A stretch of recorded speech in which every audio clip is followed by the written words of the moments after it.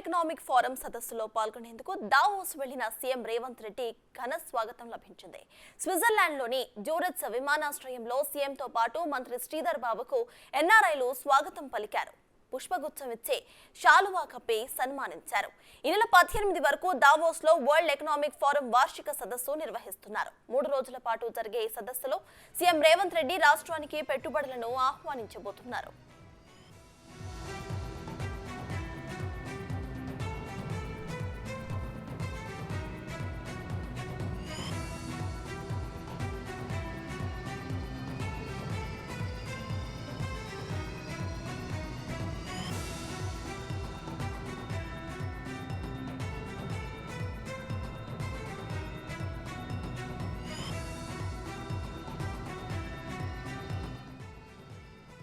ఇప్పటికే పలు కంపెనీ ప్రతినిధులను రేవంత్ రెడ్డి కలిశారు. World economic forum president board Brent తో సమావేశం కూడా అయ్యారు.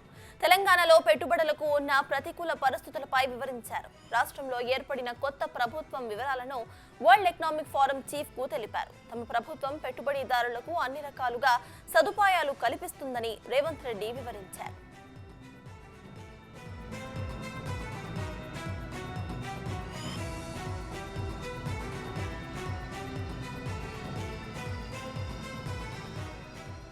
Food system and local action అనే అంశంపై జరిగే అత్యున్నత స్థాయి సదస్సులో Revanth Reddy పాల్గొనబోతున్నారు.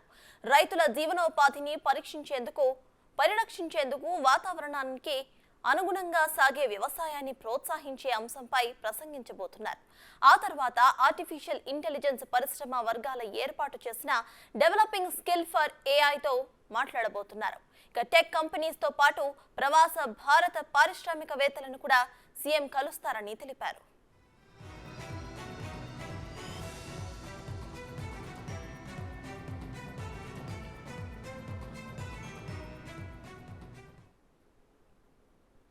World economic forum సదస్సు గురించి పూర్తి డీటెయిల్స్ మా ప్రతినిధి రాణా అందిస్తారు. రాణా, చెప్పండి, వరల్డ్ ఎకనామిక్ ఫోరం సదస్సుకు అయితే రేవంత్ రెడ్డి బయలుదేరి వెళ్ళినట్టు తెలుస్తోంది. ఆ తర్వాత మీటింగ్స్ లో కూడా పాల్గొనబోతున్నట్టు తెలుస్తోంది. సో దీనిపై మీ దగ్గర ఉన్న అప్డేట్స్ ఏంటి? ఇక రేవంత్ రెడ్డి స్కెడ్యూల్ ఎలా ఉండబోతోంది?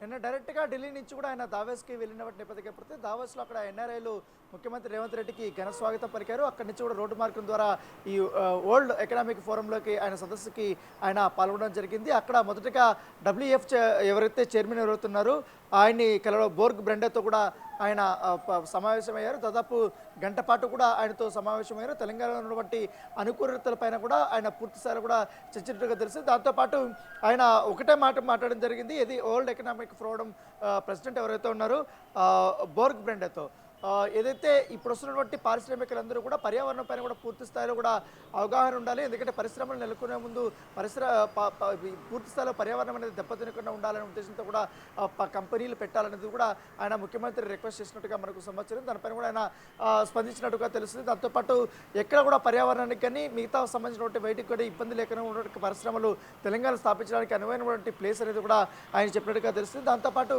ఈ దావోస్లో ఆయన ముఖ్యమంత్రి అడుగు పెట్టినప్పటి నుంచి కూడా చాలా బిజీగా కనిపించిన నేపథ్యం ఏర్పడితే చాలామంది ఎన్ఆర్ఐలు ముఖ్యమంత్రిని కలవడం జరిగింది. దాంతోపాటు విదేశీకి సంబంధించినటువంటి పారిశ్రామికవేత్తలు కూడా నిన్న చాలా పాటు ఆయనతో సమావేశమైనటువంటి నేపథ్యం ఏర్పడితే చాలామంది వరకు కూడా ఇటు తెలంగాణలో పెట్టుబడులు పెట్టడానికి సానుకూలత ప్రదర్శించారు. కాబట్టి వారికి ఇక్కడ ఉన్నటువంటి ఎలిజిబిలిటీస్ ఏంటి, ఇక్కడ ఉన్నటువంటి పాసిబిలిటీస్ ఏంటి అన్నీ కూడా పవర్ పాయింట్ ప్రజెంటేషన్ ద్వారా కూడా నిన్న ఐటీ ప్రిన్సిపల్ సెక్రటరీ ఎవరైతే జయేష్ రంజన్ ఆయనను ముఖ్యమంత్రి అలాగే శ్రీధర్ బాబు వీరు ముగ్గురు కూడా చెప్పినటువంటి నేపథ్యంతో కనపడితే చాలా వరకు కూడా నిన్న కీలకమైనటువంటి సమావేశాలు జరిగిందని చెప్పుకోవచ్చు. తర్వాత ఏదైతే ఆ సమావేశాలు అయిపోయిన తర్వాత అనూహ్యంగా ఇథియోపియా డిప్యూటీ PM అయినటువంటి డెమెక్ మెకాన్ తో ముఖ్యమంత్రి నిన్న సమావేశమయ్యారు. దాదాపు 20 నిమిషాల పాటు కూడా వారిద్దరూ మాట్లాడుకున్నట్టుగా మనకు సమాచారం అవుతుంది. అయితే నేడు చాలా కీలకమైనటువంటి సమావేశాలు జరగబోతున్నాయి సత్తాజ్. ఎందుకంటే ఏదైతే మొదటి నుంచి కూడా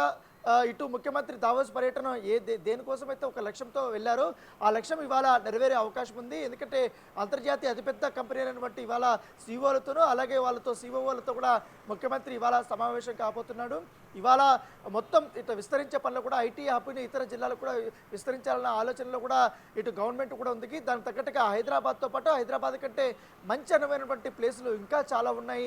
ఆ పరిసర ప్రాంతాల్లో ఐటీ కంపెనీలు కానీ, పారిశ్రామిక కంపెనీలు కానీ, ఇతర ఫార్మా కంపెనీలు కానీ ఇవన్నీ కూడా అక్కడ నెలకొల్పితే చాలా వరకు కూడా ఇక్కడ ఉన్నటువంటి లోకల్ వాళ్ళకి అందరికీ ఉద్యోగాలు వస్తాయి. దాంతోపాటు కంపెనీకి కూడా మంచి రాయితీలు కల్పించగలుగుతామని కూడా ఆయన చెప్పినట్టుగా మనకు సమాచారం అవుతుంది. వారితో ఇవాళ సమావేశం కాబోతున్నారు. ఇవాళ ఇటు మెయిన్ నిన్నటి ఏదనుకున్నారో మెయిన్ కంపెనీలు దాదాపు 10 కంపెనీల సీఈఓలతో కూడా సమావేశం ఉంటుంది. కానీ ఇవాళ మొదటగా ముగ్గురితో సమావేశం అయిపోతున్నట్టుగా తెలుస్తుంది. సమావేశం అయిన తర్వాత ఇతర మన దేశీయ సంబంధించిన అతిపెద్ద పారిశ్రామికవేత్తలందరూ కూడా ఇప్పటికే దావోస్ చేరుకున్నారు. కాబట్టి వారిని ఇవాళ మిడిల్ ఆఫ్ ద నైట్ అంటే మధ్యలో ఇవాళ ఆయన మాట్లాడబోతున్నట్టుగా మనకు సమాచారం అవుతుంది.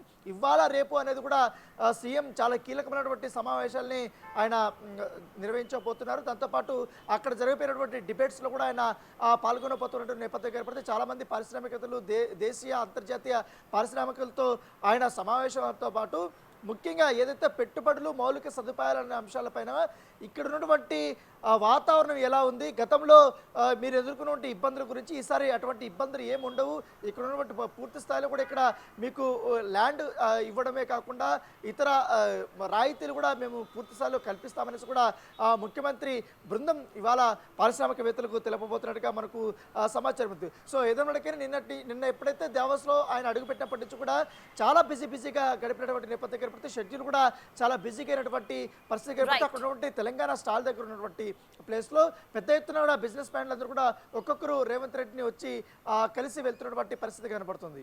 Right, thank you Rana.